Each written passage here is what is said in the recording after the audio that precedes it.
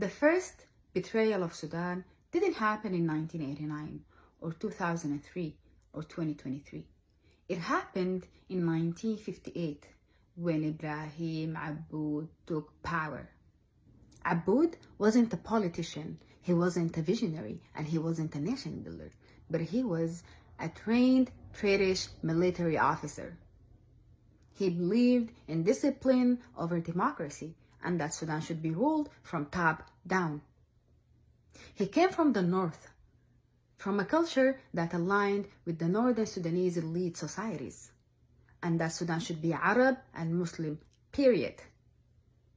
Everything outside of that, he saw it as something to be controlled, not to be respected. So in 1958, just 2 years after independence, Sudan was still learning how to build a civilian rule. Instead of supporting that, Aboud overthrew it. Sudan's first military coup, the moment that destroyed civilian rule, the moment the army learned it could take power with guns. And Sudan has suffered from it ever since. When Aboud looked at the south, he didn't see Sudanese citizens. He saw a threat to his Arab Islamic project. So he launched a full-scale assault on identity. He banned local languages. He forced Arabic in every school. He expelled priests and teachers. He shut down Christian missions. He replaced educators with soldiers. He turned the whole South into a military zone.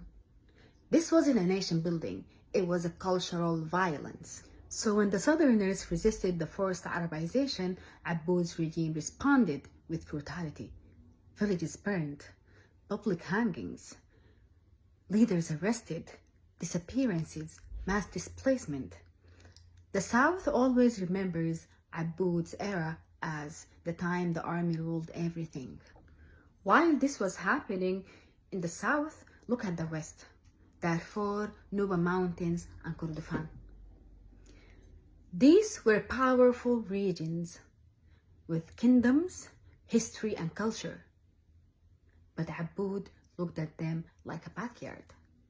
A place for soldiers, a place for taxes, a place that didn't deserve investment or representations. Aboud didn't create the Janjaweed, but he created the logic that made them possible.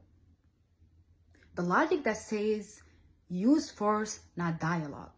Suppress identity. If civilians resist, punish them. If a region is poor, leave it, it's not important. And if there is a conflict, militarize it. This logic became the DNA of Sudan's future Nimeri's militia and al-Bashir's Janjaweed. So by 1964, the country was collapsing under war, economic failure. So students rose up, workers rose up, women marched.